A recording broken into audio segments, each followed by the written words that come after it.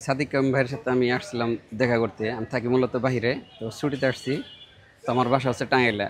আজ আসছি সাদিক কাম ভাইয়ের সাথে দেখা করতে। আমি ওনাকে চিনি ফেসবুক, ইউটিউবে ওনার সাক্ষাৎকার এবং ওনার অনেক কিছু আর কি দেখি, সেজন্য আর কি ওনার সাথে পরিচয়। আর উনি তো শিবিরের সাথে আছে, সেজন্য আর কি আমি জানি ভালোভাবে।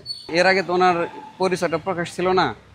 এই 24-এ আর কি গেল, এই 2024-এর যে আগস্টের 5-এর পরে থেকে ওনার পরিচয়টা যখন প্রকাশ হচ্ছে, যখন ওনার কথা ইভেন ওনার কাজকর্মগুলো দেখি, তখন থেকে আর কি ওনার প্রতি ভালো লাগা ভালোবাসাটা তৈরি হয়েছে। ব্যক্তিগত হিসেবে যেহেতু আমি বাইরে থেকে দেখি, ভিতর তো কারো যাওয়ার সেই ক্ষমতা নেই, তো বাইরে থেকে যতটুকু দেখি, আমার বিবেক জ্ঞানে যতটুকু বুঝি, উনি অনেকটা ভালো মানুষ এবং উনি অনেকটা বিচক্ষণী। শিবির শিবির তো ধরেন, আমি মনে করি প্রত্যেকটা ভালো ছাত্রদের শিবির হওয়া উচিত, কারণ এতে প্রত্যেকটা মুসলিমের জন্য আর কি বলতেছি, শিবির মানে শির নত করে না, রব ছাড়া বিশ্বের কারণই কর, তাই না?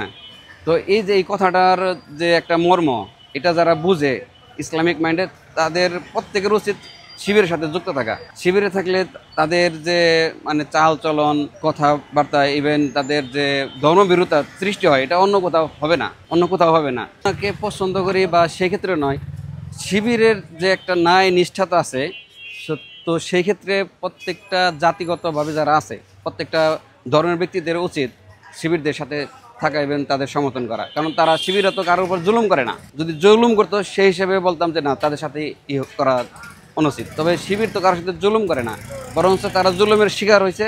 আর জুলুমের শিকার হওয়ার পরে তারা কিন্তু কারোর এই এখন বর্তমান যে সময়টা, প্রতিশোধ পরায়ণ কিন্তু হয় না তারা। এই জিনিসটা আর কি লক্ষ্য করতেছি, মানে আমার জানা মত না। আমি আসছি এই ঢাকাতে, এখানে আসছি সাথে ক্যাম্পের সাথে দেখা করতে। এখন তো এখানে থাকার মতন কোনো জায়গা নাই, তাই না? তো আমি রিটার্ন চলে যাব। না, ওরকম আফসোস নাই, যেহেতু উনি এখানে নাই। তো আফসোস করাটার মতন মানে, হ্যাঁ, মনে কিছু থাকবে আফসোস, যে হয়তো দেখাটা হলো না। দেখা হলে ভালো লাগতো। তো ইনশাল্লাহ তো পরবর্তী কোনো সময় দেখা হবে।